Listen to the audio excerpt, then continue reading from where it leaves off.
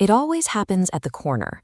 She drops her nose, ignores her name, and you feel completely, utterly rejected. This reaction stems from the mindset of the finisher.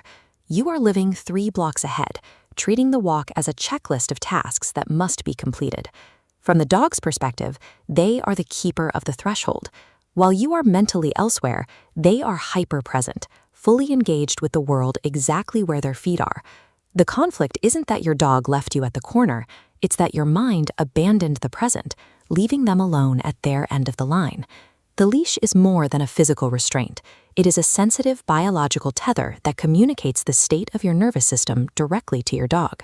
A nature study shows how human and canine cortisol levels physically synchronize. Over long seasons together, the stress profiles of both species begin to rise and fall in perfect unison. Because of this, a dog's distracted behavior is often a retreat from the physiological static traveling down the leash from a tense human. Ultimately, your dog's reactivity acts as a mirror for your own internal physiological weather. Correcting a distracted dog doesn't require a louder command.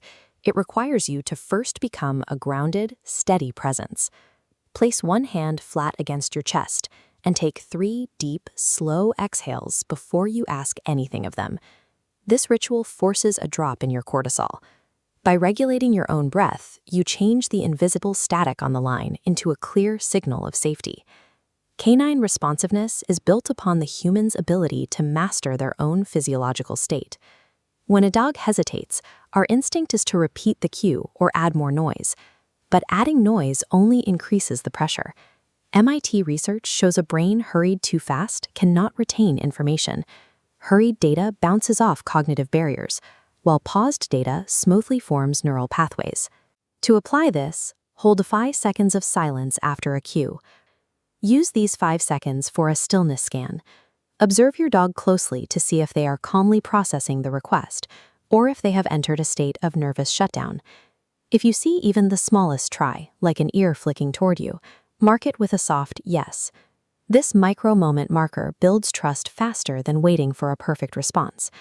True behavioral change isn't forced by the command. It grows in the quiet space you leave between the words. The daily walk functions as a real-time co-regulation ritual between 2 species. You can reinforce this connection with a rhythm reset walk. By pausing mid-stride to share a single breath, you and your dog establish a shared, synchronized rhythm.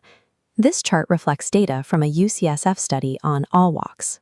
It shows a significant upward spike in mood and gratitude when people adopt an unhurried observational pace, the very pace your dog naturally maintains. The behavior often labeled as stubbornness is a physiological anchor, providing the very medicine needed to counteract the modern human rush.